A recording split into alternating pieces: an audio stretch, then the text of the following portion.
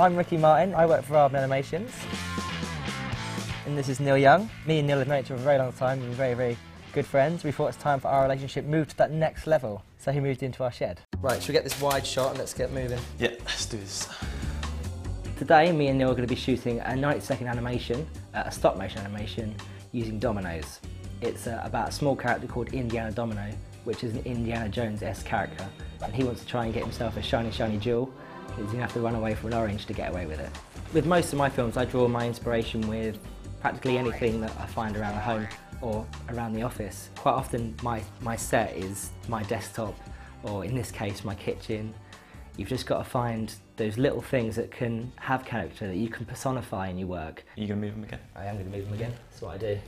When I first started working at Aardman, what I did in my downtime was to start making animation. Just got my mobile phone out and started shooting on my mobile. That's quite nice, and then we've got a little bit more depth, haven't we? Yeah. That looks well good. Sweet. Here's some of the rushes we've just taken in.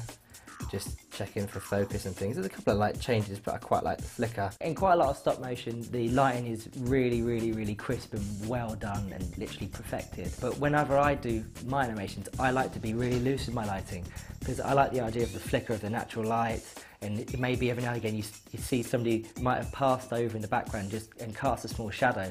And I love that organic, grainy feel that it actually gives the whole piece. What I've done is I've just thrown my frames into my editing program. I'm just going to whiz through and see the flow of them. I'm just really altering a sequence where I want to get a little bit more timing into it. This little thing here is the animatic that I put together for Indiana Domino. What I basically did is just drew every single frame that I wanted to happen, and I scanned them into my laptop and put them just a normal editing program, just throw them together just so I can get the flow of every single shot. It really helps to sort of work out the timings of your shot, which bits you probably don't need. Here he comes. Our character jumps through the air, so what we do is something called rigging, which is quite simply holding it in the air with a piece of wire. We shoot the guy being held in the air by the wire, and we take him away and we shoot what's known as a plate, which is then an empty frame, which means when we go into post, we'd put our two frames onto a laptop, we'd overlay them and just paint out that piece of rigging that's there, ending us with a nice clean shot, the guy held in the air magically. Good resolution just means you can really get in and actually get rid of those bits of rigging that are going to cause problems later on. It's in shot. Happy? Happy in Paraguay. Now I'm going to make a move, because we've already done a frame. That's where I want him. It's good to stick to your idea, but don't be too precious. If you think something could be better, I'm quite happy to take a risk, and often pays off. And add the light. Done. Sick. That's what I want. That's quite a good shot. I quite like that one. You see how little Indy's outrunning his own falling shadows.